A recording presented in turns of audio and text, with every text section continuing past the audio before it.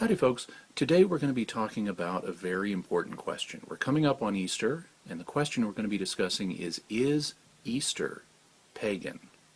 This is a question that should be of concern to all Christians, whether you're Catholic or Protestant or Eastern Orthodox or anything else, because Easter is the most important Christian holiday of all. It's even more important than Christmas. Christmas, of course, celebrates the incarnation of Christ our Savior, and Easter celebrates his resurrection following his crucifixion on Good Friday. Now, in some circles, it's been claimed that Easter is really of pagan origin, and advocates of this view cite a number of arguments in favor of that. We're going to take a look at them, and we're going to take a look at where Easter actually comes from. One of the first kinds of arguments that people use when they advocate the Easter is pagan view is frequently the fact that Easter is often associated with symbols like rabbits and eggs and baby chicks, and ducklings and things like that. And sometimes people say, oh, these are fertility symbols, and that shows us that this is a pagan holiday.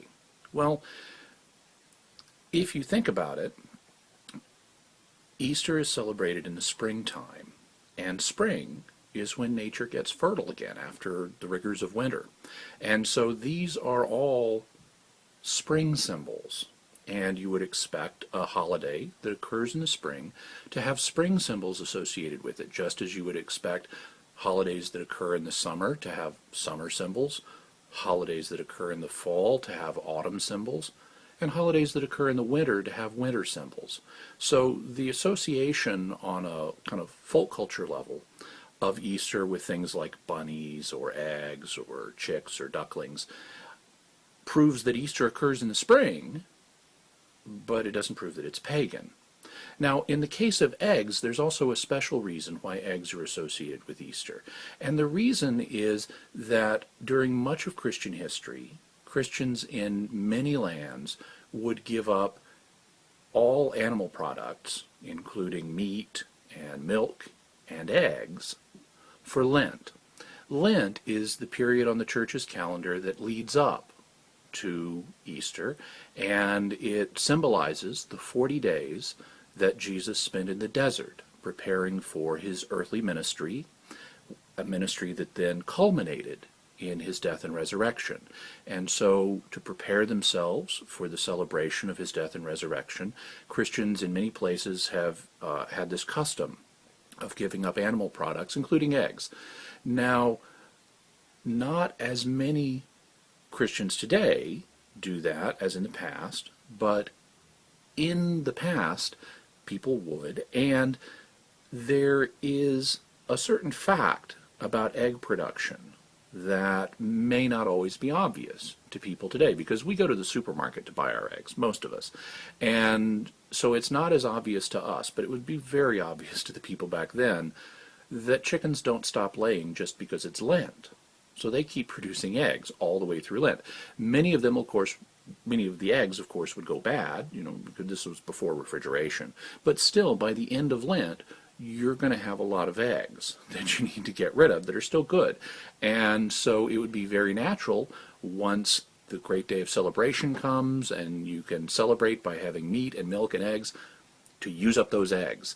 And so that's one reason that eggs in particular became a symbol connected with Easter.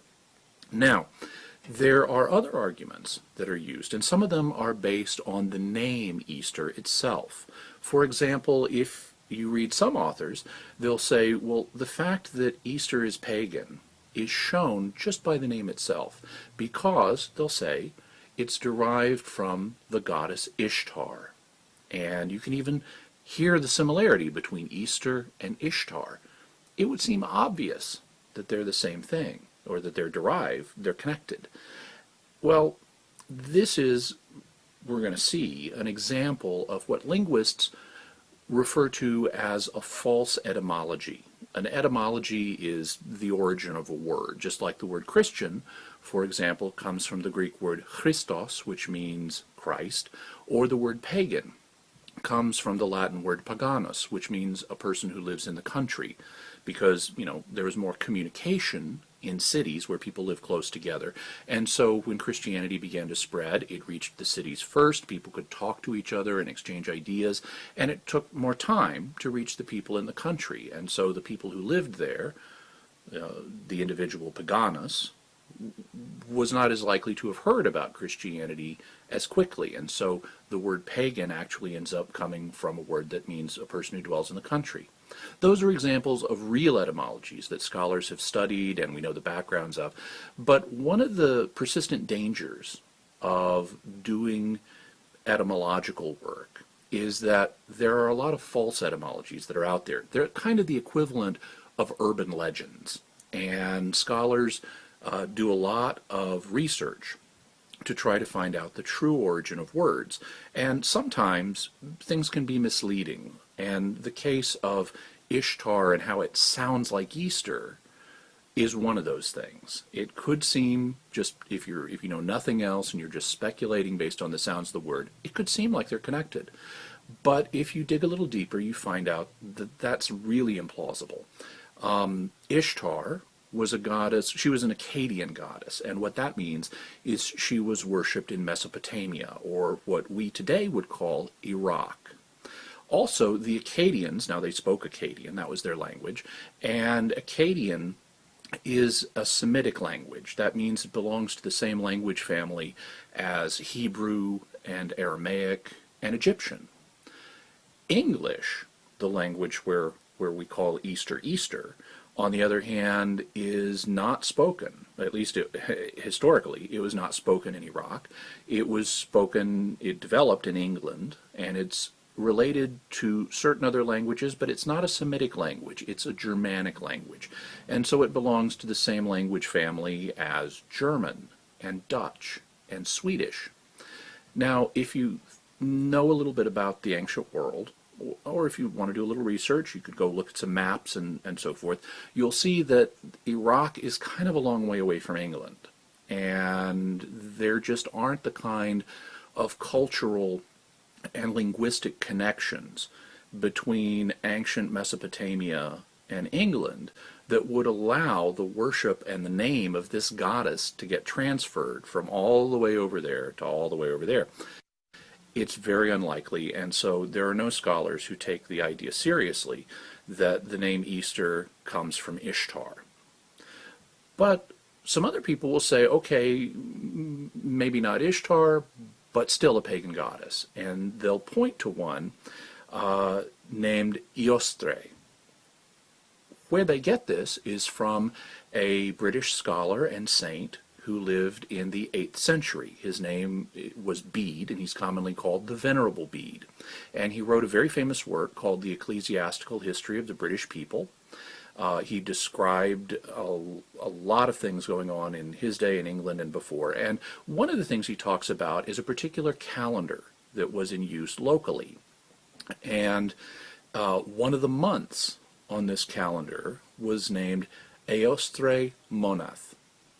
Now, Bede's audience didn't necessarily know where this word came from or what it meant, and so he offers an explanation. He offers an etymology for where the name of the month, Eostre Monath, came from.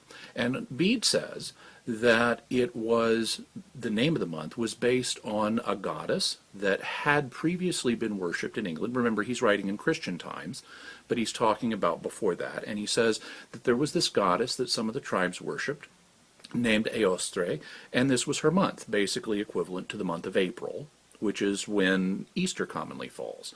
And so even though people had worshipped Eostre in this month before, now they worship according to the Christian calendar, and this is when the Paschal festival falls, and we'll talk about that word in a minute.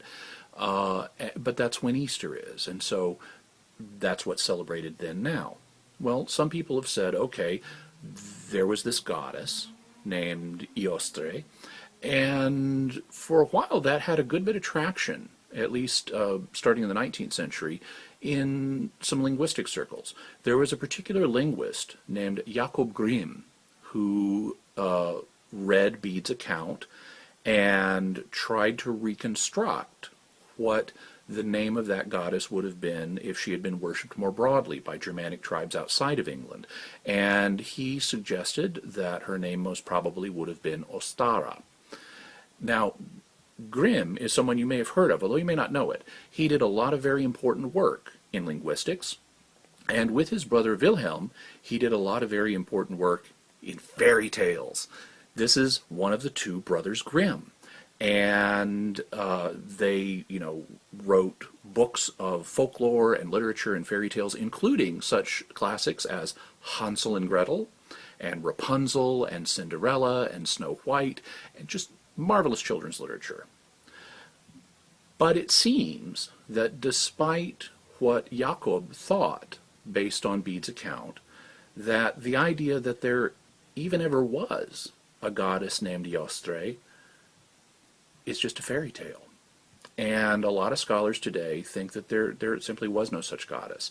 The reason is that Bede, despite the fact he's very venerable, is the only person to mention this goddess. He's the only one. There are no other mentions. Now, we have mentions of lots of other Germanic gods and goddesses, like Odin or Wotan, to give another form of his name, and Thor, and Freya, and Baldur, and all kinds of other Germanic gods and goddesses, but not Eostre. And since Bede is talking about a time before his own, and there are no etymological dictionaries in his day, and you couldn't just look this up on Wikipedia. He's working with limited knowledge about a time before his own, and he very likely got this wrong. He's the only person who mentions this. By the way, you'll notice he's the only person, he feels the need to explain what this month is to his audience, in fact. So it's not like he's counting on people to have heard of this goddess, otherwise it would be pretty obvious. So it would seem that that there likely was no such goddess. But let's suppose there was. And let's suppose Bede's entirely right, that that's where the name Easter comes from. Well, that would prove that the word Easter is of pagan origin. But would that prove that Easter itself is of pagan origin? Well, let's ask this question. If the word Eostre was invented in England, and maybe has some cognates, related words, in other Germanic lands, was Easter invented in England or other Germanic lands? Well, there the answer is very clearly no, and so here's where Easter really comes from. Easter is the celebration, as we said, of Jesus Christ's resurrection from the dead. Now, he was crucified on the Jewish holiday of Passover. So the timing of Easter is closely related to the timing of Passover. In Hebrew, the word for Passover is Pesach, and Christians began using this word to also indicate the celebration of the Lord's resurrection. And so it passed into the Greek language as Pascha, and it passed into Latin as Pascha. And in fact, today, if you go to Greece, you'll find people referring to Easter as Pascha, and if you read church documents in Latin, it'll be referring to Easter as Pascha. From there, it passed into the Romance languages, like Italian, as Pasqua, and in Spanish, it's also Pasqua. In French, it's Pâques. And so the evolution of the term in all these different languages reveals the true origin of the celebration of Easter. It's really only if your native language is English or maybe German that you would be tempted to think that Easter is of pagan origin. But its name in all of these other languages shows its true origin. It's not pagan, it's Christian, based on the Jewish celebration of Passover. So, having said that, having looked at where Easter really comes from, despite whatever name it's called in any given language, I'd like to wish you all a happy Easter.